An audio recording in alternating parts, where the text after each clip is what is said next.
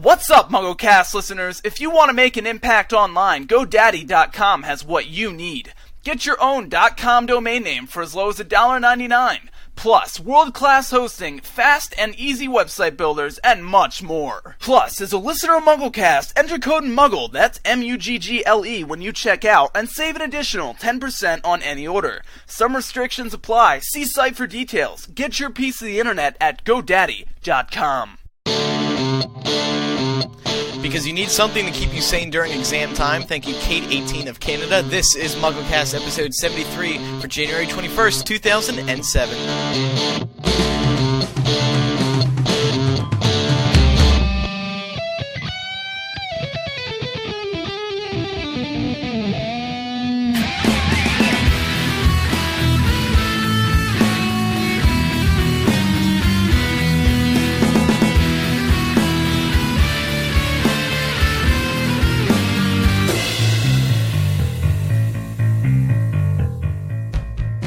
Can you guys believe that Laura Mallory once again appealed the court decision? So stupid. Of course.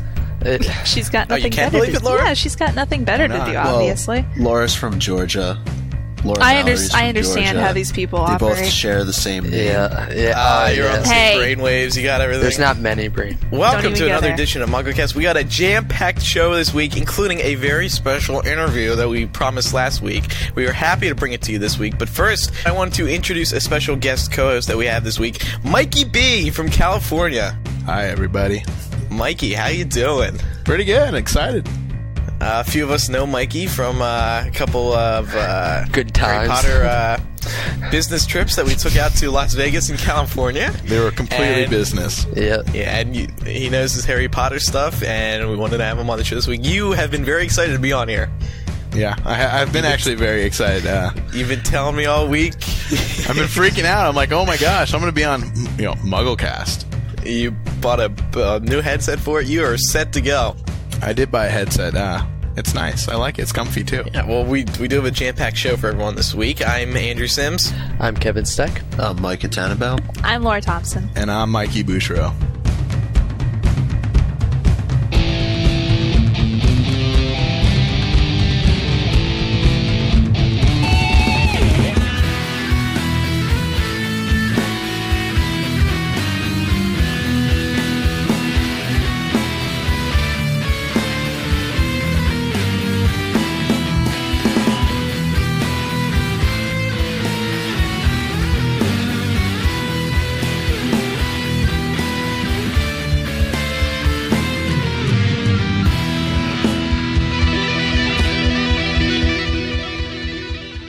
Alright, Mike Tannenbaum here with the past week's top Harry Potter news stories. Imelda Staunton, the actress who plays Professor Umbridge, spoke recently about her experience playing the former High Inquisitor. She said Dolores is a vision in pink taffeta, but a nasty piece of work. At first I thought, oh, a Harry Potter, that'll be fun, but at this film's heart is a real tragedy, and I found myself having 4 months of intense acting, followed by occasional wand waving for the next 6. A new Order of the Phoenix photo showing Daniel Radcliffe at King's Cross Station was released earlier this week. Also, David Yates was quoted in USA Today recently as saying Order of the Phoenix is the most emotionally complex one so far. The Argus has a lengthy new interview online with David Bradley, the actor who plays Argus Filch in the Potter films. Most of the discussion revolves around the upcoming play The Caretaker, in which David appears, but towards the end, he talks about Order of the Phoenix. He said, I had a lot of fun up a 35-foot ladder, clinging on with one hand and hammering proclamations into the hall wall with the other, while 4 crew guys shook the bottom. I'm not very good with heights. Wrapping up movie news, a recent report by the UK Film Council stated that over £840 million was spent on film production last year. That's an increase of 48% from 2005's total expenditure. As a result, 2006 was the UK's best recorded year for film. Film Minister Sean Woodward commented that these figures show that the UK is a great place to make a film. 2 Potters, Harry and Beatrix, A Golden Compass, and A Bit of Stardust have helped the UK's film industry have one of its best years ever. And Forbes magazine has placed J.K. Rowling at number 2 on their list of the richest women in entertainment. They estimate her net wealth at $1 billion, and she is the only career author on the list. In first place, who else? Oprah Winfrey. Speaking of J.K. Rowling, Friday Night Shirt, a short film about the lives of single mothers in Yarmouth, has won a Deafie at a Hollywood film festival. Jo, who struggled herself as a single mother some years ago, financed the poignant film. Finally, Laura Mallory, the Georgian mother who has been crusading since August 2005 to remove the Potter books from the Gwinnett County school libraries, is set to appeal the county Superior Court. Mallory said, "We will take a stand for truth and pray God will touch the hearts of this generation. For the past year and a half, she has vehemently preached the books indoctrinate children in witchcraft. She hasn't, however, actually read the books." Mallory says she is poised to take legal action and has apparently received significant donations from supporters in aid of this cause. You know, Laura, there is somebody who has already touched the hearts and minds of this generation. Her name is J.K. Rowling. That's all the news for this January 21st, 2007 edition of MuggleCast. Back to the show. Okay, thank you, Micah. You are welcome. I guess one of the big stories of the week, Laura Mallory. What's going on? What's her mindset here? What does she really think she's going to be able to win this? I don't think so. No, I think she's just wasting her time. Yeah, she is wasting her time, and I've said this time and time again. Yeah. So, Laura, I mean, most of us already know there really is nothing to do in Georgia, but I mean, does it get to this point where you just keep appealing your court cases? Apparently, I've said it time and time again that this woman has an extraordinary amount of perseverance, and she should be using it for charitable causes that actually need something like that, not trying to get a book taken away from a bunch of kids. Yeah. The fact that she's actually taking donations, it just irked. She is? Yeah, significant donations from supporters in aid of this.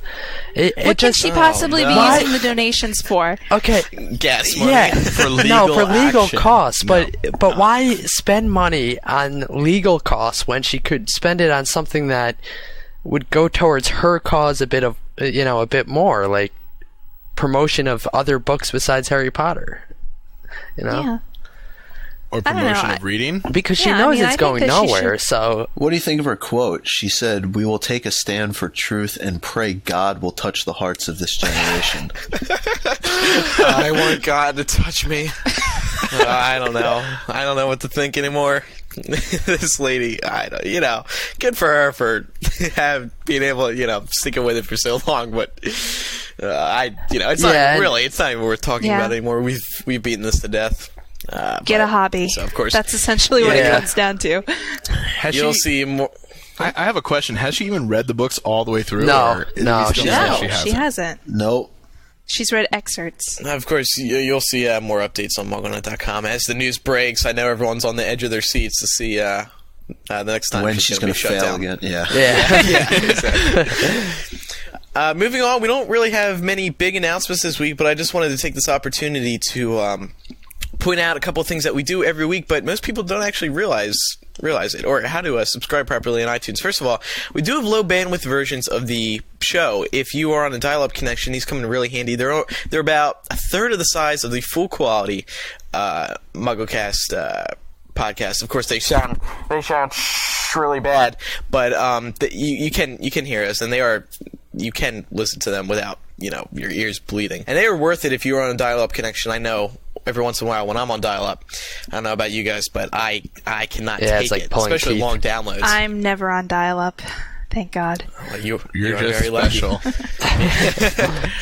Also, this is a big problem. Every single week, I post on MuggleNet.com saying, "Hey, there's a new podcast out," and people say it's not showing up in iTunes yet. What people don't realize is the link that I have in iTunes goes to the directory listing within iTunes, which shows the 10 most recent podcasts, but iTunes does not automatically see that we have a new episode out immediately after I post it. So you have to press that subscribe button on the page that I link to on MuggleNet.com to get the latest episode automatically whenever it comes out if your iTunes is open. So hopefully that clears some things up. And also, Laura. Yeah. We have a little prophecy update. I believe you wanted to bring this up. So for those of you who were wondering, and I know a lot of you were, the dress code for the Decade of Enchantment Ball is semi-formal/formal. Shut up, Andrew! Hold on. I love the name of it. Because they can't call it the Yule Ball. Well, no. So they have to call it the, what is it? Decade of Enchantment. That's because the whole thing is about 10 years of Harry Potter. Oh, okay. Okay. So anyway, that's semi-formal/formal. So ladies, get out your prom dresses, polish your shoes, do all that jazz. You are allowed to wear costumes, and dress robes are encouraged, but Muggle formal wear is fine. I think that's what most people will be doing. I know that's what I'm doing. Tickets for the ball are on sale for $5 right now, and they can only be purchased by registered prophecy attendees. You can purchase a ticket for and bring an unregistered guest if you wish, but as of right now, unregistered guests may not purchase tickets. Also, submissions for call papers will be closed February 1st. That's all. Laura, you are I'm appointing you our official prophecy update spokesperson. Okay, sure. Well, I have a question. That was good. What's with the formal and semi-formal? What decide is semi-formal? Because sometimes $200 jeans can be semi-formal. So, Yes. Well, they mean like... Dress pants and shirt and tie. Yeah, do they want us in tuxedos? No, No, tuxedo not is guys. formal. Okay, let should wear me make, tuxedos. let Like me a make this very jacket. clear for A everyone. jacket would be when they formal. say semi-formal to formal, the semi-formal is for guys and the formal is for girls. That's how it goes. Or if you're in England, you will know the dress pants to be smart trousers, as Jamie told me. Oh, is That's that your what little they call them? English fact of the day. Next time, all you Americans, next time your mom or dad or friend or whoever asks you to wear some dress pants, you say, you mean smart trousers. That's my British accent. So Is that goofy, your isn't it? British this, accent? This English people. Yeah. But Ben, Jamie, and I have been planning our outfit already for Prophecy, the Really? Decade of Enchantment Ball. Really? Wearing the same outfit? I don't want to get So who are you going with? Guys are like girls. My God. we're going we're going single. Actually, we're going Stag. together. Oh, okay. Yeah, So- we're going I see. stag. We're going as a package. It's a group of three, or it's a three-way date. But Threesome? But anyway, this our what we're wearing is borderline semi-formal to whatever's below that. So Yes. so should be good. But that does bring up a good point. We probably will be at Prophecy 2007 in Toronto, Canada, doing a live podcast there, and also we'll be at the Decade of Enchantment Ball. Can we call it DEB for short? DEB? Sure. Decade Why not? of Enchantment Ball. Deb? We shorten We're gonna be everything in this Deb? fandom anyway. I mean, we have I know. DHCOS, so why not? Right, exactly. So we're going to be at Deb and and Prophecy. So prophecy2007.com? .org. Org. Sorry. Prophecies2007 .org. Speaking of Canada, David 16 of Ontario wrote in about another Gallows reference in the books.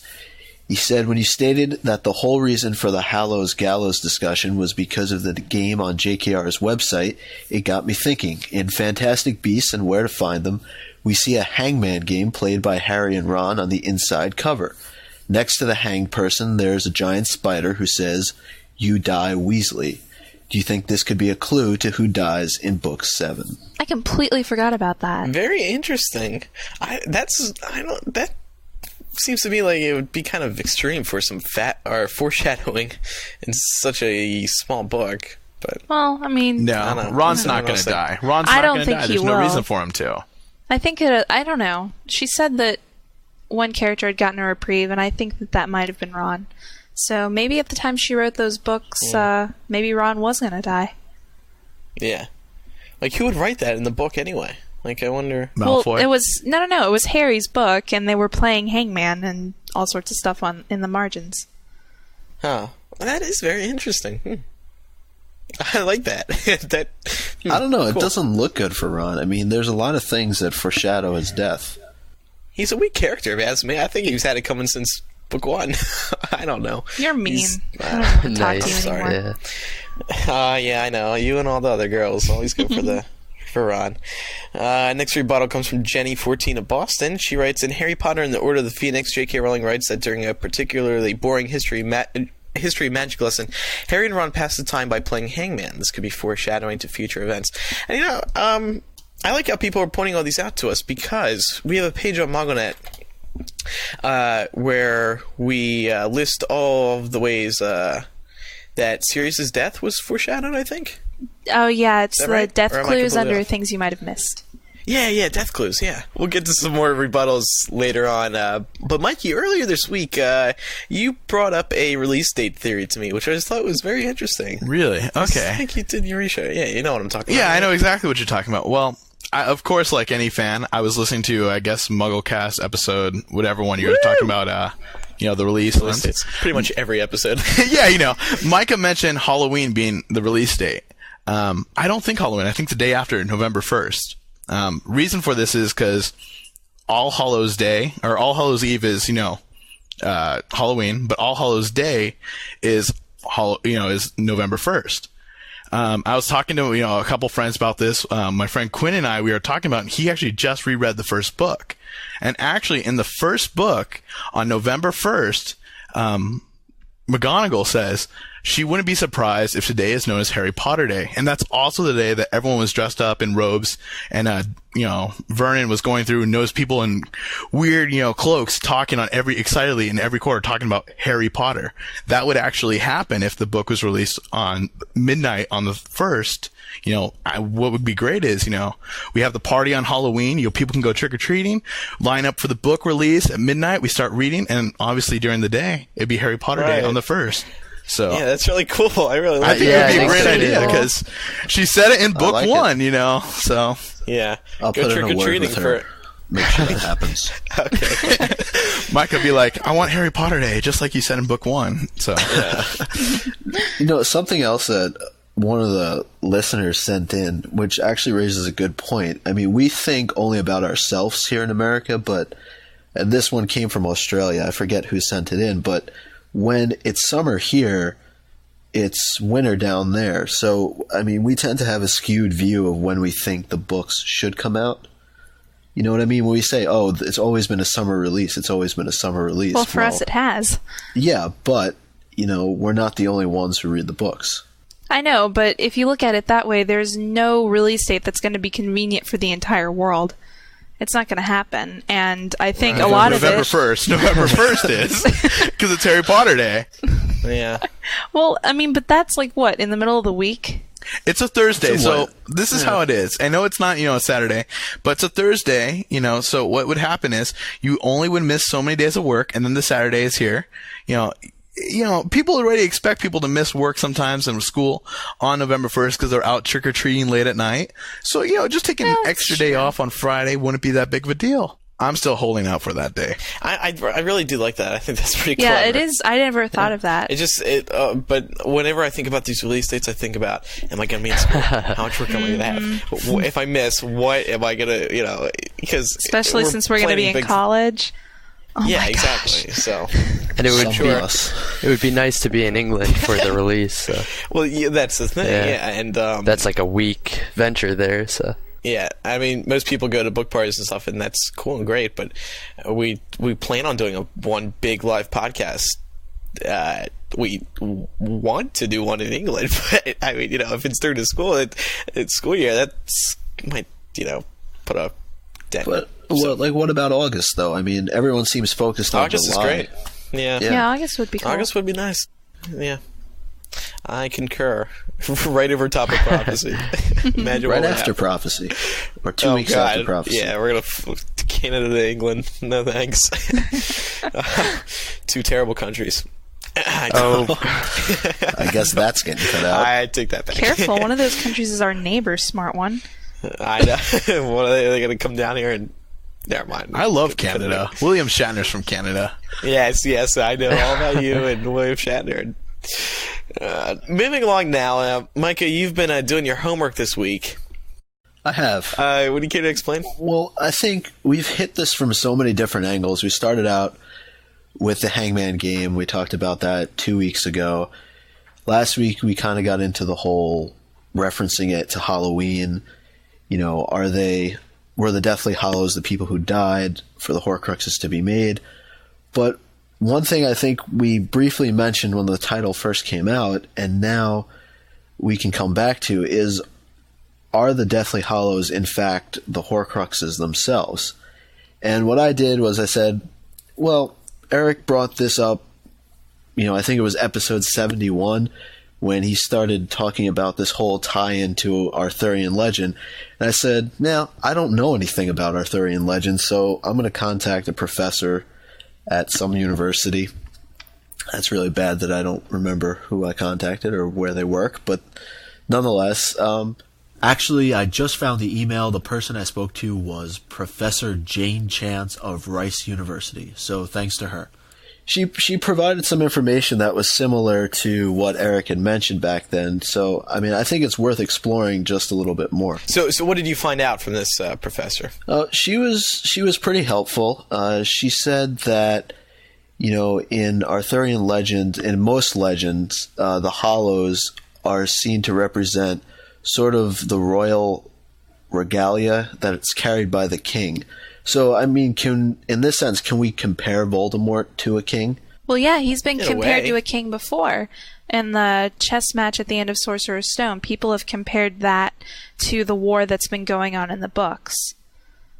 And people will compare, like, the queen to Bellatrix, the king to Voldemort.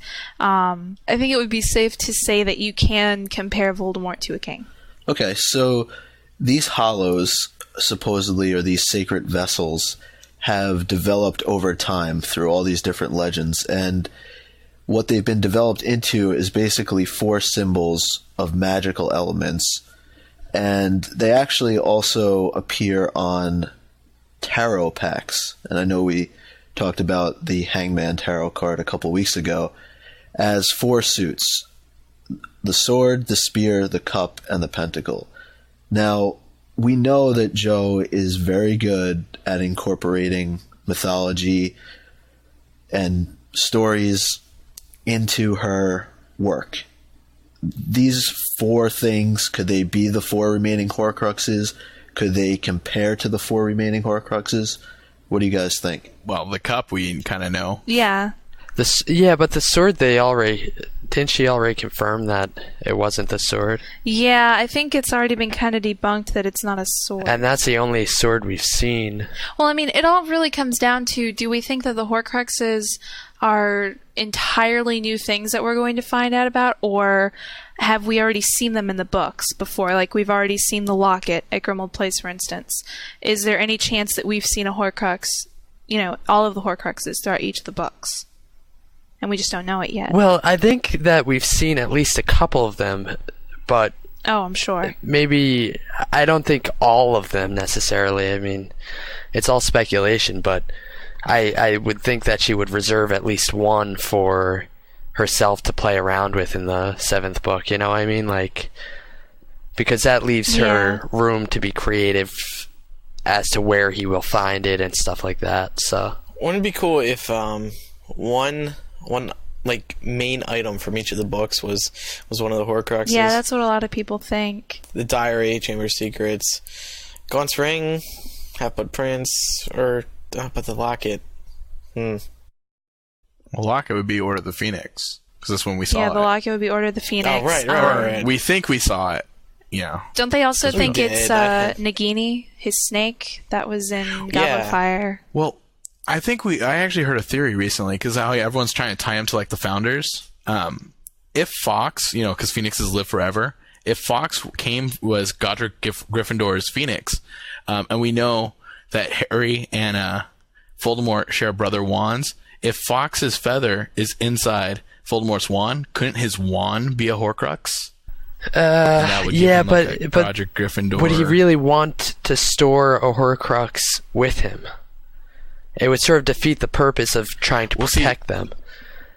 His whole methodology in, you know, creating Horcruxes was that it would allow him to separate them from his body, and therefore there was never a chance that the Horcrux and him would die at the same time.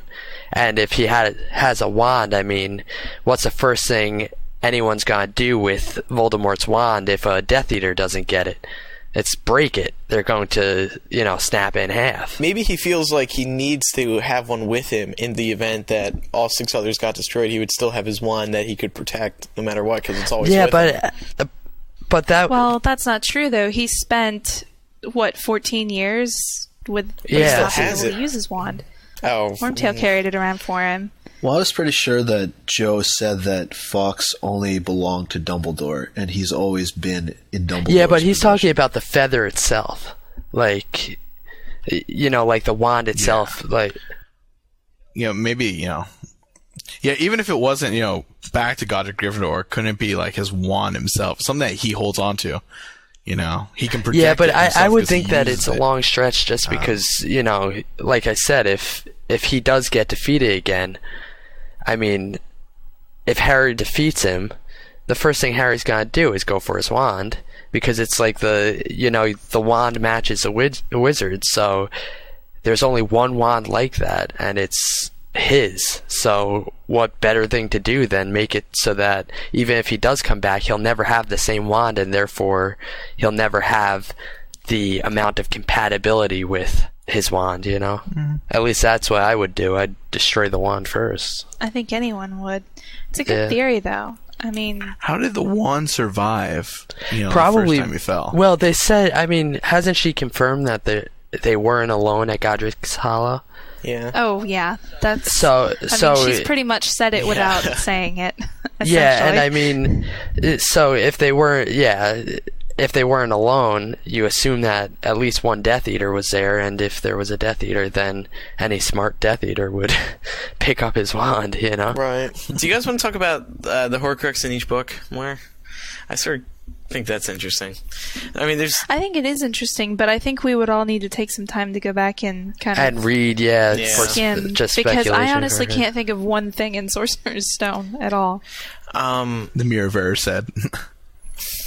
Nah. well, what about in Prisoner of Azkaban? It's the only thing I could think of. The Time Turner? I don't know. I mean, that's the only thing that I can think of that was The shiny Time in Turner Prisoner of definitely Azkaban. is in it, because... Yeah, I know that, but that's the only thing that I can think of that was like, I don't know. The problem a is treasure. that they're going to be such obscure items, in my opinion.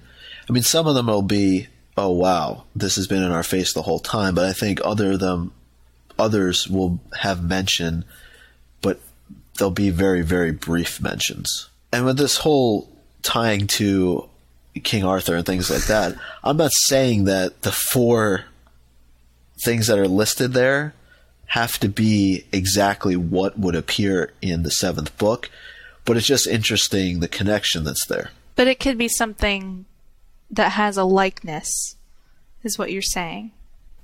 Yeah, Correct. or yeah, makes I'm just sense. saying that it's too coincidental that there are these Hallows that exist in our Arthurian legend. There's 4 of them. There's 4 remaining Horcruxes, and Yeah. make of it what you will. But I think it's just a little bit too coincidental. So was there anything else that this professor had to say? Yeah, she told me that she's sure that there's some professor out there that studies both Arthurian legend and Harry Potter. So if there's anyone out there that wants to contact Or knows us, someone who knows someone, or knows someone who knows Yeah. someone who knows someone. exactly, get them in here. MuggleCast at staff.mugglenet.com. We wanna Actually, talk to you. email Micah at staff.mugglenet.com with their information. Yeah, we'd love to talk to them, or even have them on the show. And heck, if Finder's a reward, you can be on the show with them. There you go. If you know someone who knows someone, you can both be on the show and discuss it. That'd be fun. Moving along now, we wanted to talk about. Take a look at some things that J.K. Rowling has said concerning Book 7. And I was thinking about it the other day, and I sort of realized that we never really touched on any of it. I mean, we'll reference it every once in a while, but we never actually took some quotes of hers and actually sat here and sort of discussed them in more detail. So we have a few of them here right now, and we wanted to start off with something that she said back in 1999, actually. So this goes way back, and I think some of the earlier quotes might be more significant than some of the current ones, because that was before she realized how big the series was going to get, and she didn't really see what kind of fan base was going to be coming with this series.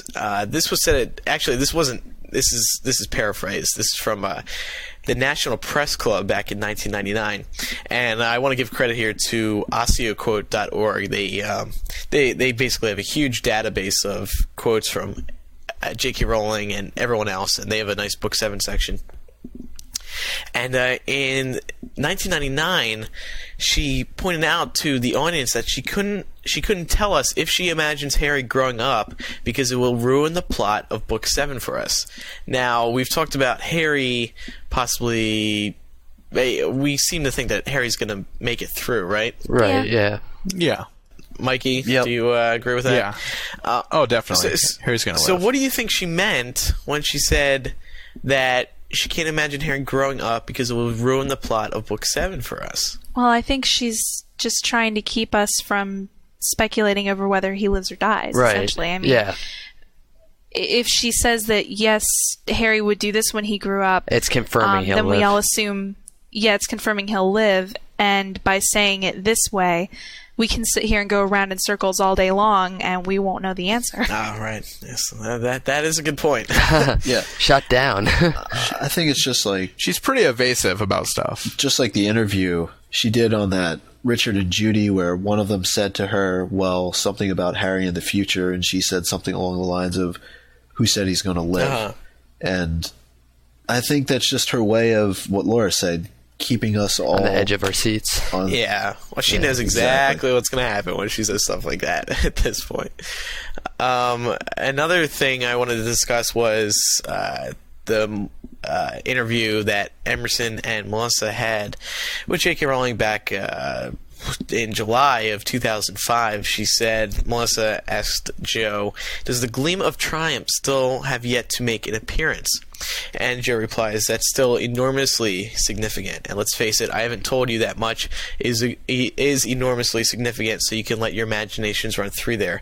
And Emerson responds by saying, I think everybody realized it was significant when they read it, but we didn't see it materialize in 5 or 6.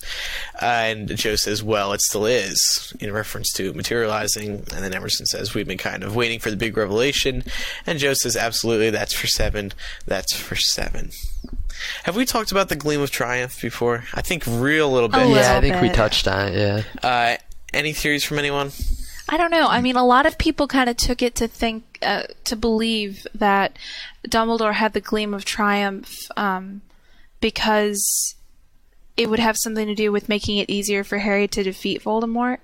But I think if Joe is saying it's going to be enormously significant, I don't know, I kind of feel like there's something more there, like something else we're going to find out about it. I don't know. It's just really interesting because, well, like you said, enormously significant. That, I think, I don't know. It seems just Some like... people, and this is a very, very small percentage of the fandom, but some people think that Dumbledore is evil, and they take this as evidence that he is actually truly evil, and that he has this gleam of triumph because now Voldemort can touch Harry.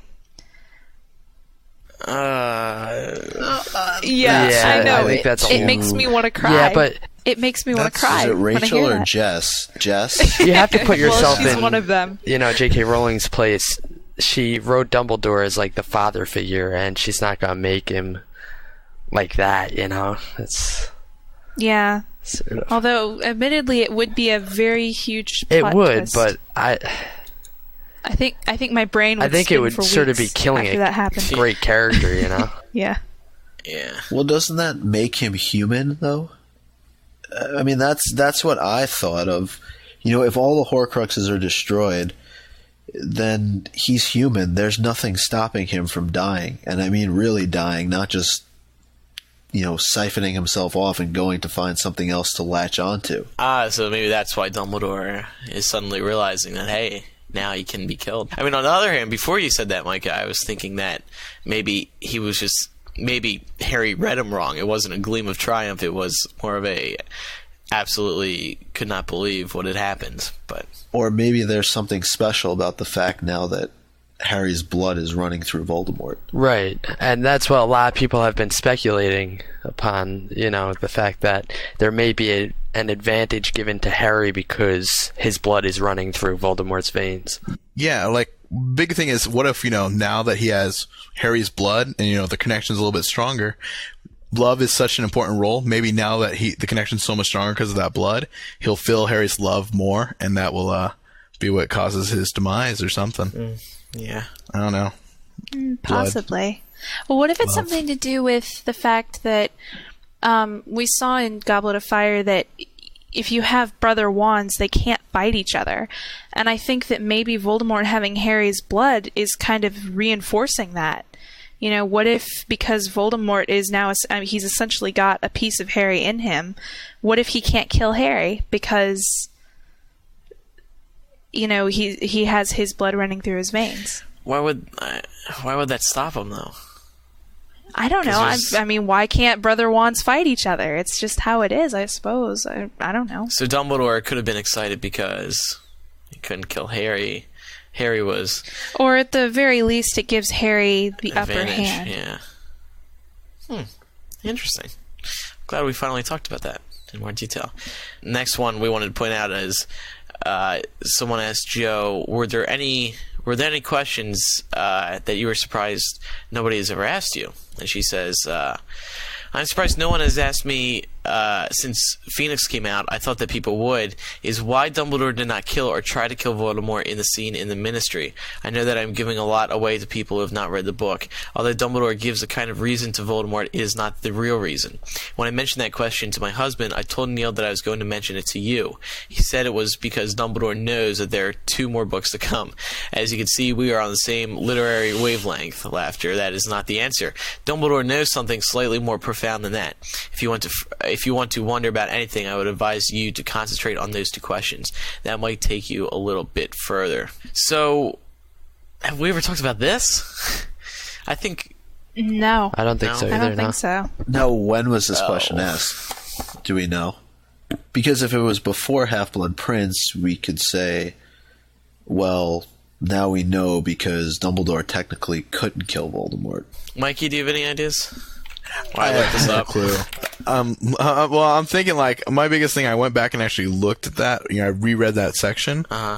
I couldn't tell you. My biggest thing kept coming back to the prophecy. You know, he knows he can't kill, Voldemort, and actually, he was constantly more worried about Harry. In that section, if you read it, he's like, constantly just kind of doing a lot of defensive magic. And then, as soon as Voldemort disappears under like the fountain water thing, Harry tries to move, but he tells Harry not to move and kind of keeps the statue against Harry. So I think it's more that knows he can't defeat him because of the prophecy, and he's more worried about Harry. So he's just, protecting his, the chosen one.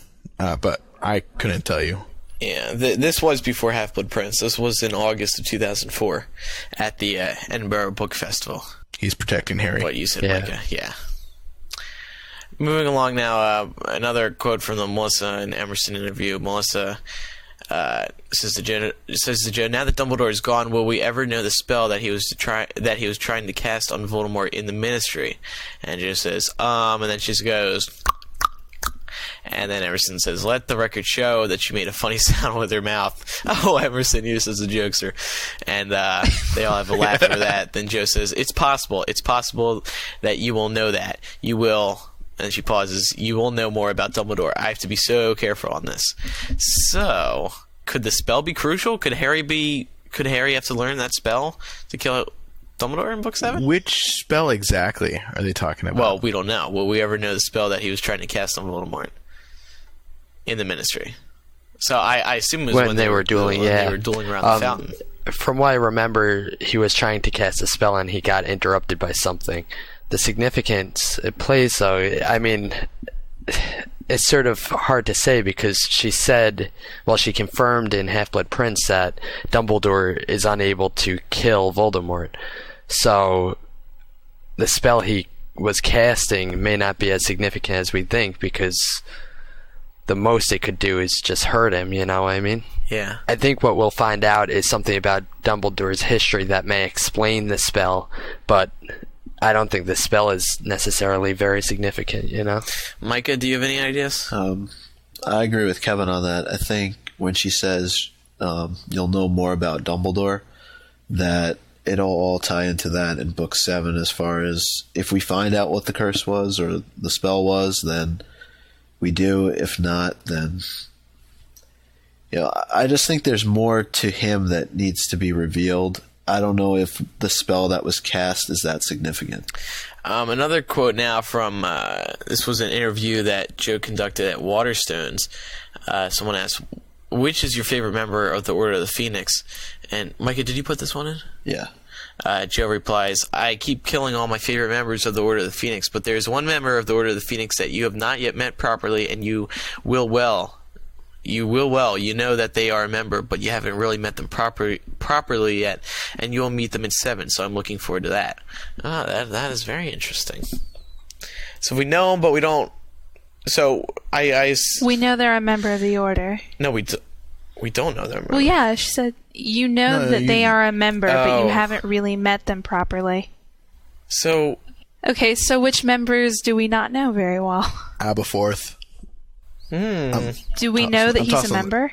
Yeah, in the picture in Order of the Phoenix that Moody hands Harry. Yeah. He's in there. I just reread that book, so... that's probably it, Yeah, then. meet him proper. Yeah. Do you guys think Aberforth's going to come to Harry, or Harry's going to go to Aberforth about his brother? Possibly. I mean, I don't think Joe would have included him for no reason. Well, I mean, there have been a couple of subtle hints. There's been a couple about Mark him Evans here and there, books. but Yeah. Well, I mean, I think that can also tie into the last question that you asked, or the last statement that you brought up. When we learn more about him, who else would be better to tell us about him than his own brother? Right, and he could get really personal and go way back with him, because who else do we know that has known Dumbledore for so long before Hogwarts and everything else? Old school Albus. Yeah, exactly. We want to know what Albus was doing in his teenage years, man. Was he? He was causing a ruckus. Yeah, I bet. Okay, well, making progress here. And the final quote. Someone asked Joe, when is the 7th book going to finally come out? Because it took 2 years for this one. Oh, here's another release date one. It comes out because it took 2 years for this one to come out. J.K. Rowling responds, I'm going to say now I think it will be at least another 2-year wait. I don't know if she's groaning or the audience is groaning, Micah. Probably the audience. Probably the audience. Yeah. She says, sorry, I think it probably will... I think it probably will be just being... I think it probably will be, just being realistic. My plan is to start writing seriously at the end of the year because I have a very young baby, although I'm doing some work on it at the moment. She did that interview right after the release of Half-Blood Prince. So November 1st sounds good to me, based on what she said. Yeah, actually, that is kind of interesting that she said that after Half-Blood Prince. Because really, that's the only thing she said about the release date. Yeah. Yep. And so, I mean, if she started writing at the end of 2005, at least 2 years. We're getting tips all the time about release dates. Of course, the big one is right now is Barnes & Noble or Borders, I can't remember which. Or one of them has it listed as 7707, and when people call and ask for when is it coming out, they, the person working at Borders or Barnes & Noble will say, it's coming out July 7, 2007. This is right here on my computer. It must be true. And, of course, that's not true. That's not an official release date. And honestly, the way all these rumors are spinning right now, and from what we've been hearing, it's looking like the end of 07. Summer to the end of 07. What do you guys think? It's Scary, exciting. yeah. My gosh, I mean, by this time next year, we're going to be like, it could all be over. Welcome to week 23 of our Book 7 discussion.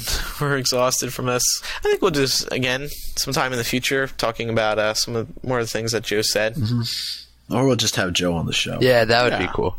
I hope she becomes a little more accessible when she... I doubt it.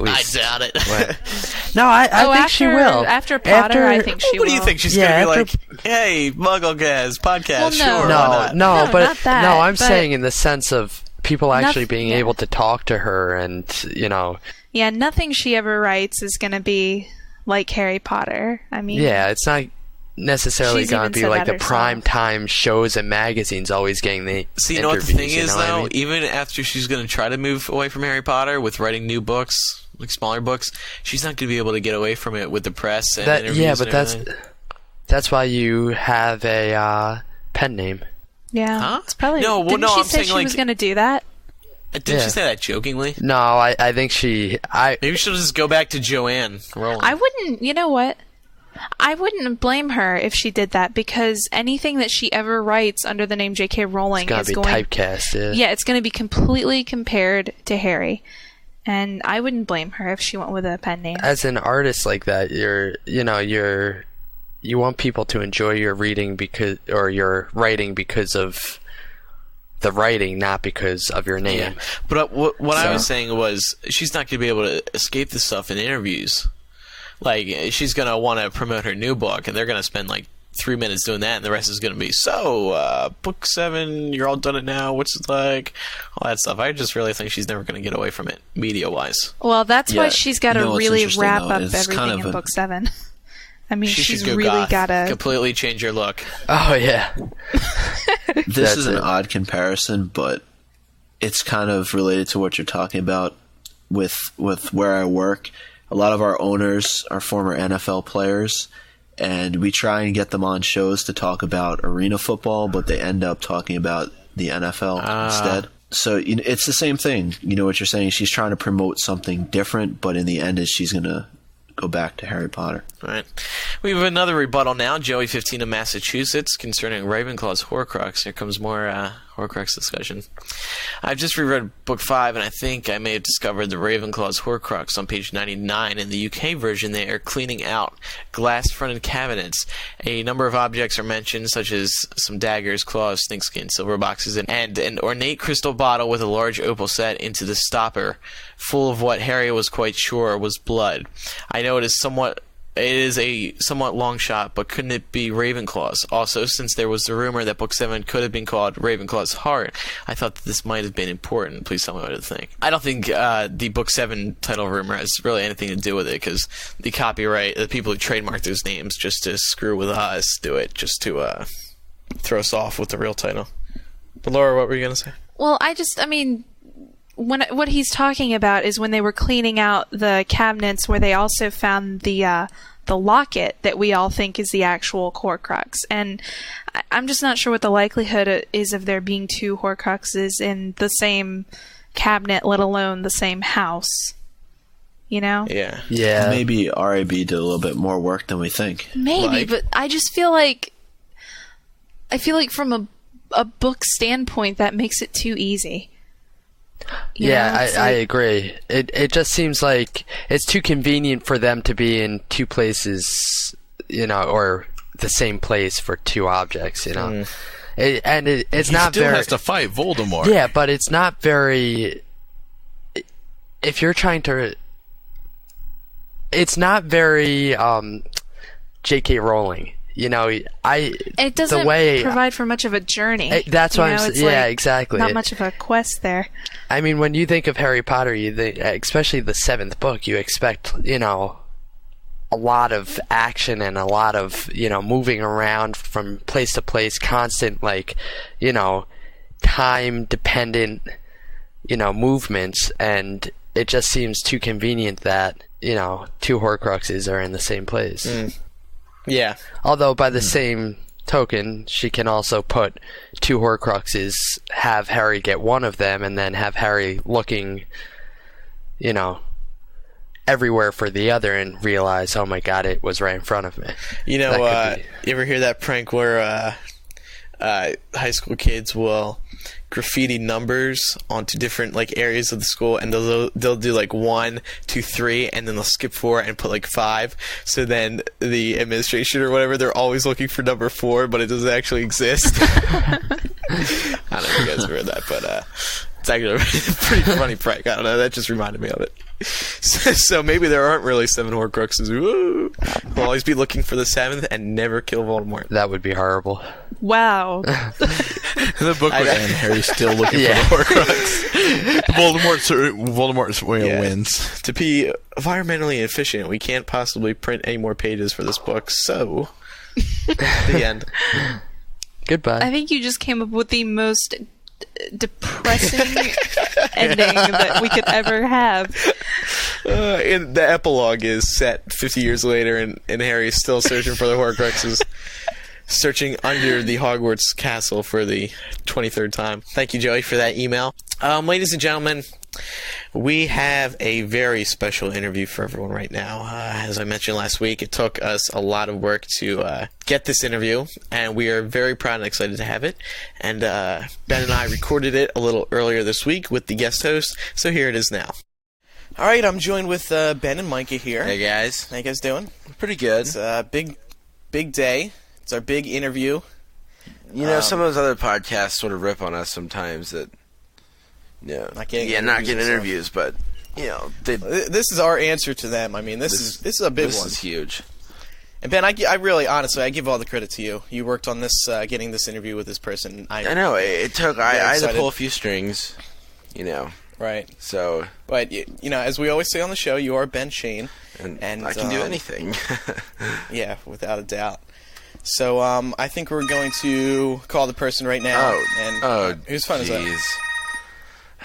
Hold on a second, I gotta take this. Don't you know you're supposed to turn it off? Hello? I tell him this every time, and he always forgets. Do I have to go now? Okay. Whatever. My mom's stuck in Wichita, so I have to go pick her up. Stuck in Wichita? Wait, there's snowstorms that's going on? Yeah, there's big snowstorms here, so I have to... Oh my... Ben, this is the only time I know. I'm sorry, what do you expect me to do?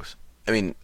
All right. I just have to go. Are you okay with me and Micah just doing it? I know. I worked for this, but... All right, well, we'll still give you the credit. Whatever. All right, give me a call in case something happens. Maybe he can redo it later. Okay. We're going to give him a call. Okay, I gotta go. All right, see ya. Bye. Oh, my God. Should we still do it, Micah? Yeah, I mean, I don't know. Ben worked very, very hard on this, so...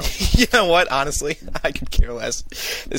I want this to be my time to shine, so hold on, let me give him a call here. There we go. Okay, hold on. Let me. It's a long number. He lives in England, actually. Stupid UK numbers. Okay. Hello? Hi, Hagrid. Rubius Hagrid. Rubius Hagrid, welcome to the show.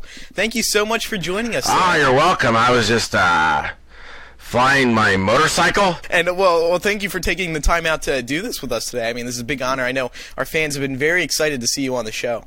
And we weren't kidding when we said to them, this is the biggest guest to ever appear on a Harry Potter podcast. So thanks for coming on today. You're welcome. So Micah and I have a few questions for you. Ben was supposed to be here. I know you've talked to him about coordinating this interview, but he had something to do. So we just had a couple of basic questions for you. We want to know how filming's been going for Order of the Phoenix. Geez. It's fine, I guess. I'm not in it as much as I would like to be, but, one thing's for sure. What's that? I'm still keeper of the keys at Hogwarts. So I say, overall, filming is great. So, Hagrid, what are the hours like on a daily basis?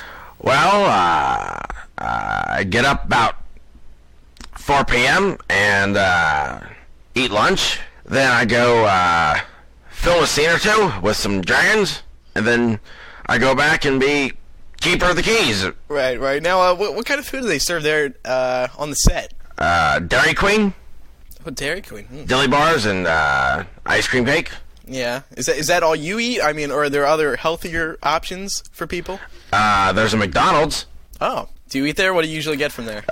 Double quarter pounder. Uh-huh. Cheese. Who do you enjoy working most with on the set? Well, actually, some of you may be surprised about this. I work a lot with Michael Gambon. He plays Dumbledore, and we have a good time together. So what do you think about Michael Gambon? I mean, personally, I think he's terrible as Dumbledore. Never! And I mean never insult Albus Dumbledore in front of me. Oh, I'm sorry.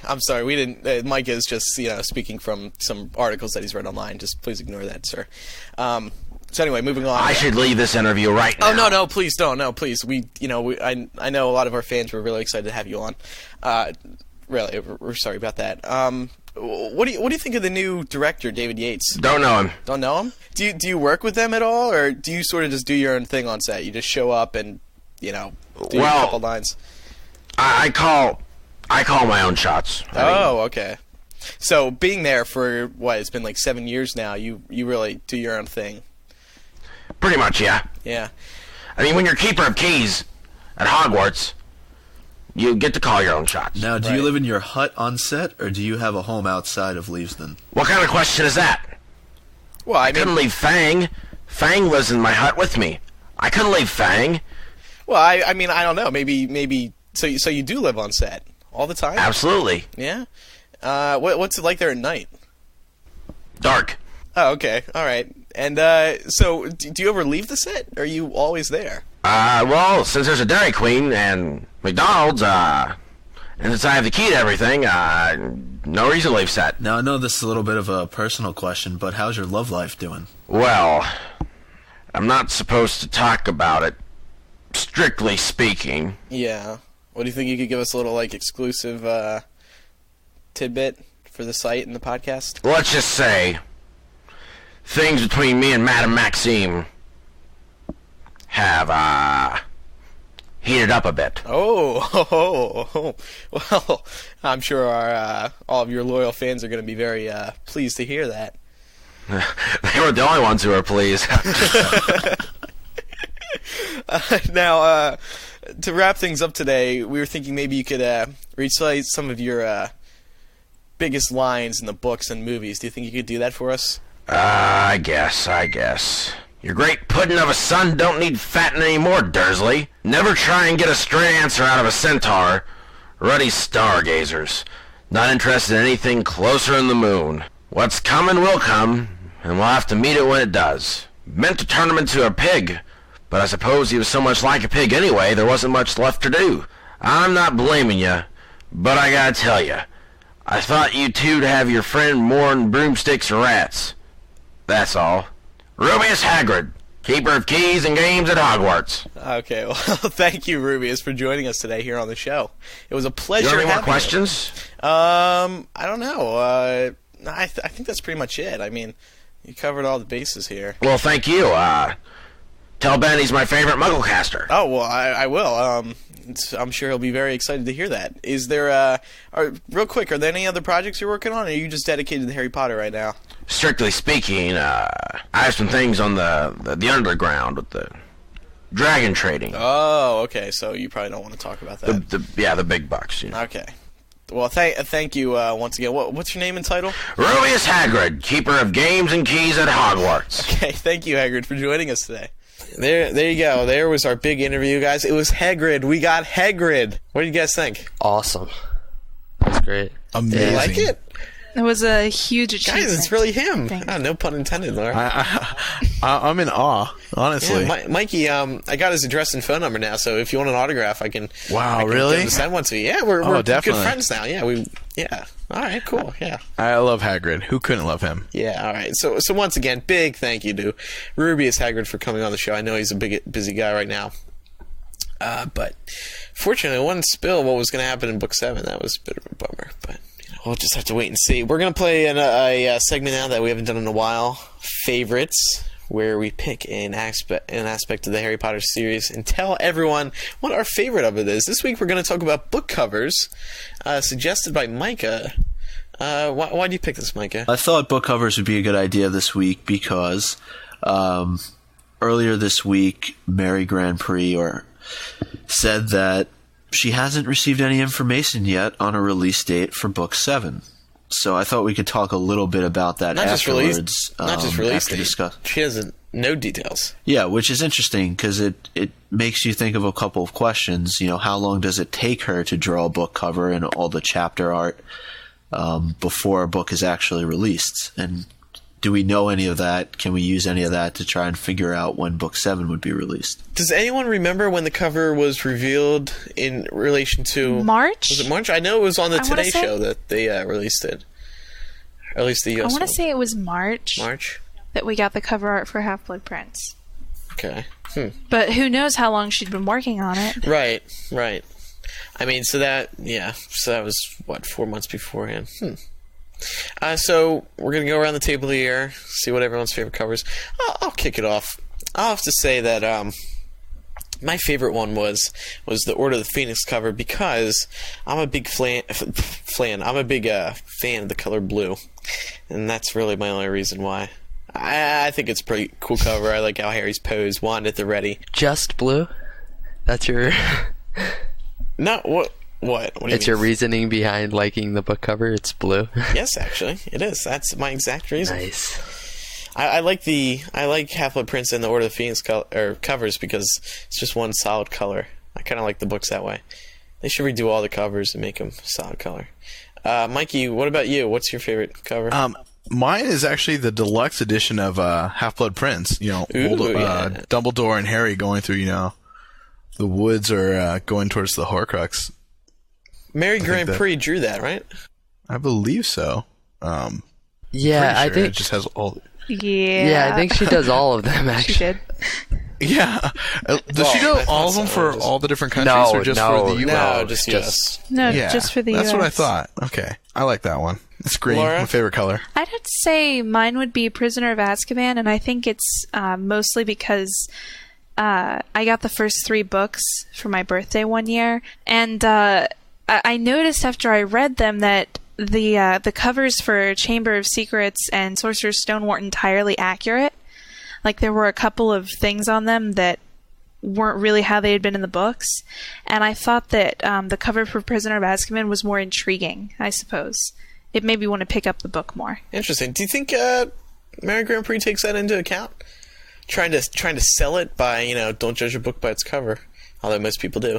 Well, some people do. Do you think she sits there and when she's sketching it out, she's like, what would appeal to customers? I doubt it. No, I think she tries to pick a significant scene from the book and put it on the cover. Something to kind of add more speculation. Yeah. To our little fandom. Right. Well, thinking about it now, picturing all the covers, I mean, they really all the big scenes, except for Sorcerer's Stone, it's not really set anywhere. Yeah. It's just like sort of outside of the castle.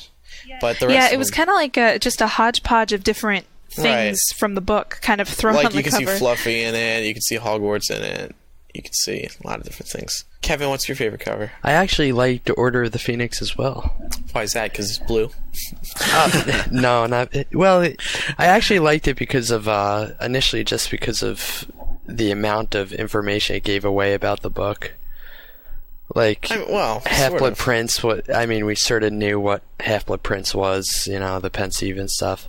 But I remember speculating about the candles and stuff, and how all the flames were going in one direction, and people saying, oh, maybe it's, a room that's, possibly rotating, or something's moving, or, and I don't know, I think it was pretty cool. We've been talking about the title for 4 or 5 weeks now. I mean, once the cover comes out, that's gonna kill another 4 or 5, if not close to 10 shows. Oh yeah, without doubt. I think the little dot in the top right represents what's gonna happen in chapter 2. We get stuff like that, people. And who am I missing? Micah.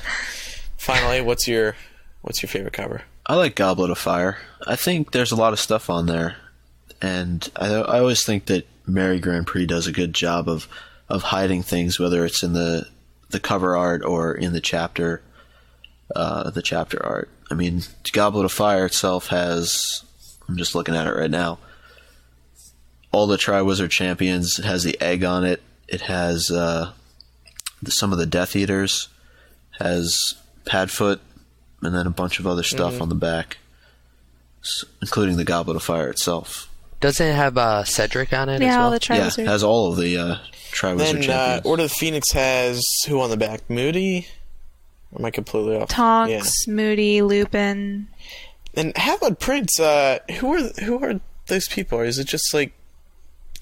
I think it's Which people? The ones on the back? Hermione and Ginny? Ronnie and Ginny. Okay. Although, okay, this is just me, but I thought that Ginny looked like Princess Fiona from Shrek. She kind of does. It's true. She does. She looks like It bothered me for so long. I was like, what is that? Yeah. Wow, you're you're right. That's funny. Epiphany. What do you think? I don't know. Has she answered this in an interview before? Why did she go from doing multicolor covers to just single color? Probably just style, I would think. Yeah. It's... she did 4 books with them, and then she decided... Yeah, I guess so. Well, one thing I noticed was... remember Order of the Phoenix was the first time she, portrayed Harry as, more adult, in the sense of, the boy is now, an older teenager. Yeah.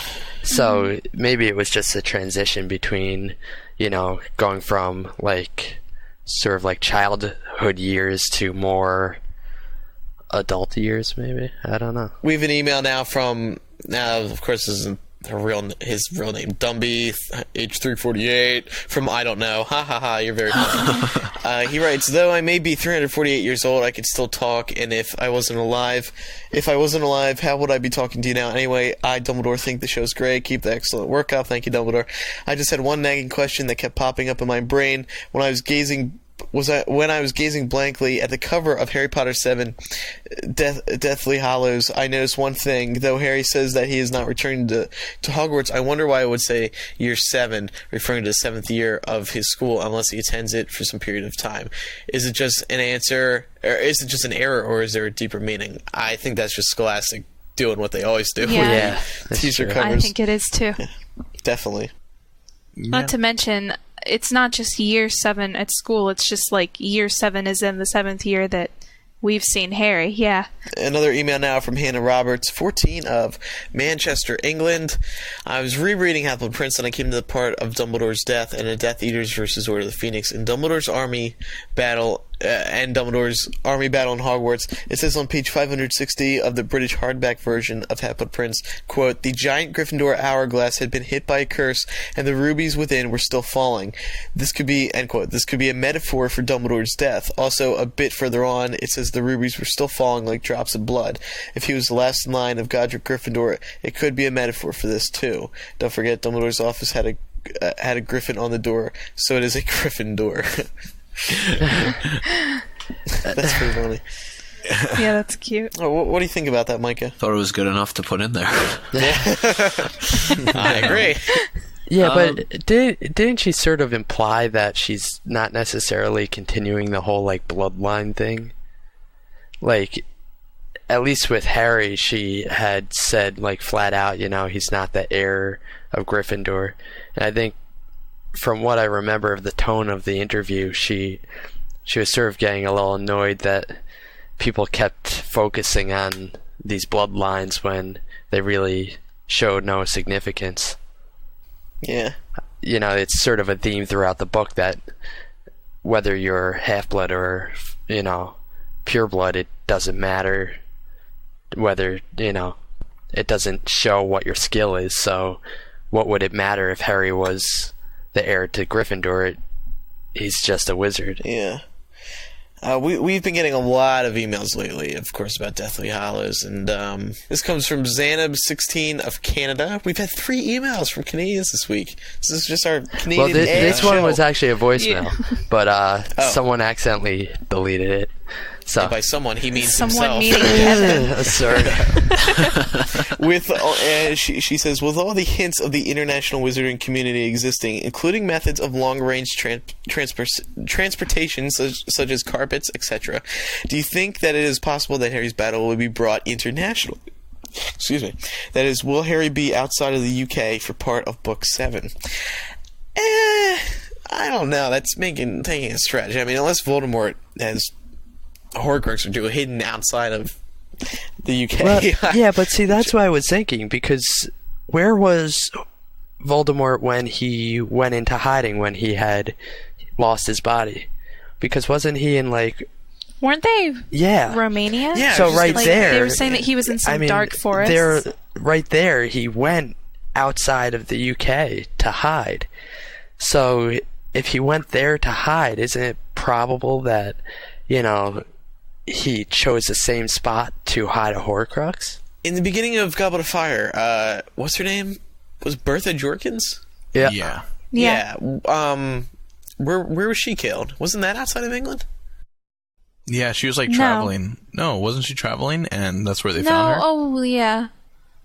I guess so. I don't remember where they were, though. I think if they go international, it would be just Europe. We're not going to see Harry come to the Oh, yeah. No, we're not going to see Europe come, but I wouldn't be surprised if they go to Romania. Because, come on, Victor Crumb, Durmstrang is up there. Yeah, and actually Bobak is in France. So I wouldn't be surprised if we see some international travel. So maybe, because Joe promised a return of Crumb, so maybe that's how we could be seeing him again. He has to head back to Romania to meet up with Crumb, maybe enlist the help of Crumb via Hermione. Yeah. And Ron throws a fit. Yeah. And Ron gets mad. Yeah, that's good. I like that. But I don't think it would be beyond Europe at all, you know. Yeah, but still, I think that would be cool Yeah, I really to don't see think it brought to a different The area. US. Oh, yeah, the U.S. Harry inserts his Metro card into the subway. He runs through the turnstile and hops on. There he finds a Horcrux under an old homeless man. Jeez. Oh, Horcrux is in Disneyland. Yeah. Mickey Mouse has got it. No, And Mickey and Goofy a are fighting for McDonald's. it, you know. It's Yeah. a McDonald's. McDonald's. It's in the chicken nuggets. Numbers, the Horcrux is on the dollar menu that day. But anyway. Dark Lord Soul for 99 cents. Can you hold the mayo on that? I just need the Horcrux. And I don't need the fries or drink either. Actually, give me a water. Okay, so anyway. Ron, you want anything? Yeah. Can I have a Happy Meal? You guys still doing that McDonald's promotion or Monopoly promotion? I'm still looking for Boardwalk, damn it. Who isn't looking for Boardwalk? And yeah, I know. Anyway, good stuff. Anyway, We killed that. Alright, so listen up, listeners. For the past 5 weeks now, we've been talking about Deathly Hallows, and frankly, I'm sick of it. It is time now to, I'm just kidding. It is time now to listen to all of your theories. So we are holding a Deathly Hallows theory contest. And the prizes for this are the best we've ever had on MuggleCast. So here's how it works. We want everyone to submit your best Deathly Hallows theory as to what the title could mean via voicemail, 1-1820-MAGIC, and we'll give the other numbers at the end of the show. We'll pick our favorite 10 to 15 and run them on the show in a listener segment. We'll put them all together, and it'll be like a 15-minute segment where it's just your theories. Listeners will vote on which one is their favorite on MuggleCast.com, and then the top 3 will win prizes. Now, a couple things about the voicemails. We want you guys to keep them about a minute. So write out your theory first, know what you're going to say, and then keep them under a minute because we want to fit as many people as possible into one show without boring everyone. So try to keep them in a minute. And once again, we'll have everyone vote on their favorite theories. Now, prizes. We have 3 places you can take: first, second, and third. First place, MuggleCast t-shirts and a MuggleNet book. Second place is a MuggleCast t-shirt, and third place is a MuggleCast t-shirt. We're not sure which designs yet we're going to be able to give away, but we'll let you know on an upcoming episode. Now, here's where the fun comes in. Let me set this up first, and it's a shame Jamie's not here. Have any of you heard about this story yet? Is this when Do I know the story? Do I? At the curry place? No. But Mikey, you were probably one of the last people to see Jamie's old suitcase, which now sits in my room because on our flight home from Vegas to Philadelphia, we had been waiting in a baggage claim for a while, and I had my suitcase, and we had to wait like an extra 10 minutes for Jamie's, and sure enough, it pops out. And it's torn into parts. Like the top part is just ripped, so it doesn't zipper together. And of course, Jamie's up in arms. He doesn't know what to do. We ended up buying him a new one, but he kept the old suitcase here. Of course, he wasn't going to bring it back, and we were too lazy to actually go bring it back downstairs and throw it out. So I was sitting here and I was thinking, there's got to be something we could do with this suitcase. So you know what's coming. Each winner is going to receive an optional piece of Jamie's suitcase. You pick which part of it you want. I will cut it off and I will mail it to you. Now it's all intact still. There's also his what do they call the tags that you put on the suitcase with like where it's going and stuff? The flight tags, I guess. The flight tag, I still have that on there. So if you want that, if you want a handle, if you want the top cover, I don't really care. It's yours. Does it have Jamie's address on it? That's what people want to know. Does it have Jamie's address? No, he removed that. Okay. Sorry, girls. If you want a handle or something. But we'll provide that. You take any part you want. I'll take a saw to it. I could care less. I want to get rid of it, but I don't want it to sit in a landfill. I want it to be put to use. So if you take a saw to it, can we get video of that? That's all I really care about. You taking a saw to Make sure it's like if it requires a saw, we will film it. Suitcase. Of course, you can't have the whole suitcase. You can only have a piece of it. But what was I going to say? I mean, this suitcase has been everywhere. It's been L.A., England, well, obviously Las Vegas, England, Las Vegas, New York, New Jersey, Kansas. Your not house. Kansas. Yeah, my house has been sitting here. It's kind of, in a way, I'm kind of sick of looking at it. It's a nice black suitcase. I'll take a picture of it and put it on the website. But yeah, so each of the top 3 winners will receive a piece of Jamie's suitcase of their choosing. And if you don't want it, if you're mature and you can't believe we're actually doing this, you don't have to take a piece of Jamie's suitcase. But anyway, that's what we're doing. Yes, you do. You have to take it. Yeah, why not? Come on, you have to take it. It's awesome. So, Sort of smells. That's that. So everyone has till February 4th to get in their submissions. More details or full details can be found at MuggleCast.com. Moving on today, we're going to wrap things up with the chicken soup for the MuggleCast soul. Chicken soup comes from Christine 14 of Ohio. She says, "Hey MuggleCast, I wanted to let you guys know how you helped save, I guess, my grades. Yay. I slacked off a bit second quarter and needed amazing grades on my exams. With a mixture of you two and old MuggleCast episodes, I was able to get through studying. For safe measure, I wore one of my MuggleCast t-shirts every day that I had an exam. I even tried my first pickle ever. I had no problems.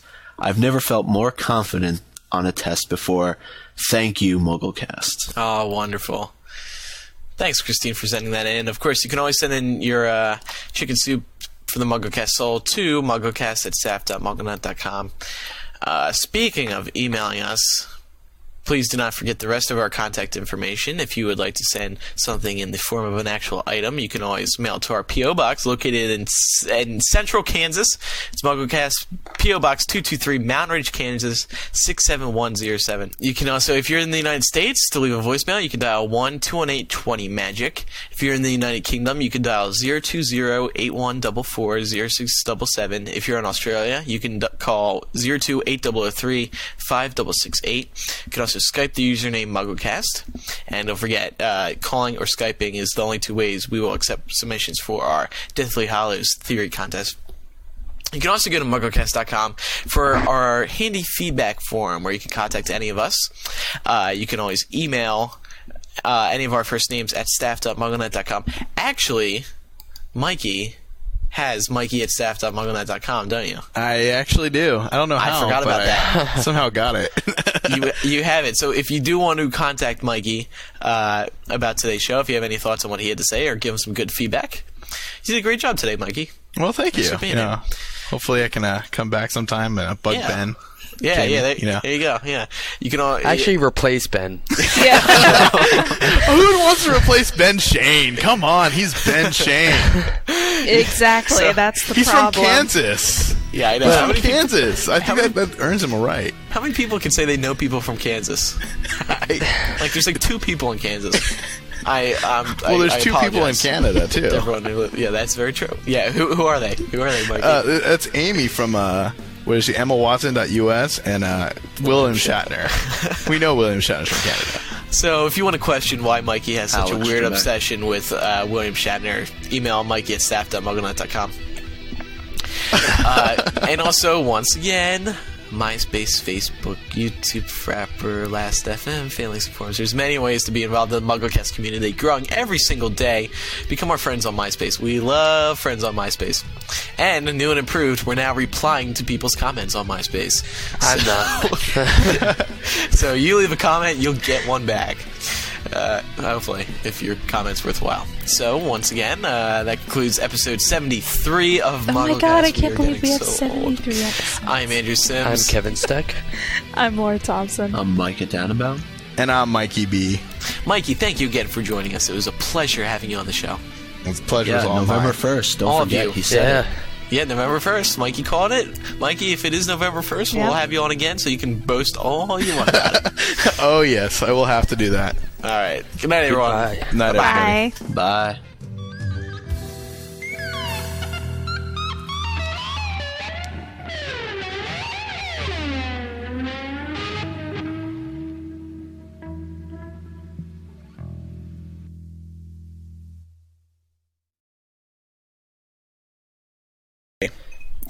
Okay, everyone Yes. join. Yes. At least you didn't Yeah. do the 1, 2, Yes. 3. I don't. Yes, I don't you do. that. I don't understand You why do you it guys all the always think I time. do. Okay. Now, Mikey, here's the problem. I always run into this problem where I can't figure out How to start. how to intro the show. Perfect, right there. Yeah, I Yeah. think I should use that. All right, I think that's how yeah. you have to do it, man. Just be like, should Yeah, I you really? just should. go get another glass of water and be like, yeah. Don't you think I'm gonna get? Welcome to Nah, the not show. Yes, really. you will. Tons Yeah, of but it. big deal. All right, so I Yeah. shouldn't do it You'll then. get flagged. And then you should just say it's We're a already natural gonna get body in trouble for the function, you interview. know? No, that's true. that is true. The Prince of Snape. The prince. Snape, Half-Blood Prince. There's not a. Snape. Yeah. There's not a King, prince queen, in prince. chess. He's a pawn. Snape is just a pawn. Oh, you're talking about Chess. We're talking about chess here, so you know. Never mind. That's why I'm like, he's Half-Blood Prince. He's a go knight. over. He's a knight. Half-Blood knight. I thought you were. Never He's a mind. bishop. Yeah, there he you would go. be. He was in diagonal. Yeah. He was He diagonal. doesn't move. Yeah, he That's all doesn't he move can do. straight. He can't Yeah, move. he's not straight. He's not a straight guy. Yeah. Okay. So hair that gives it anyway, away. as I was saying, I think All right. I think it would be safe to say that you can compare Voldemort to a king.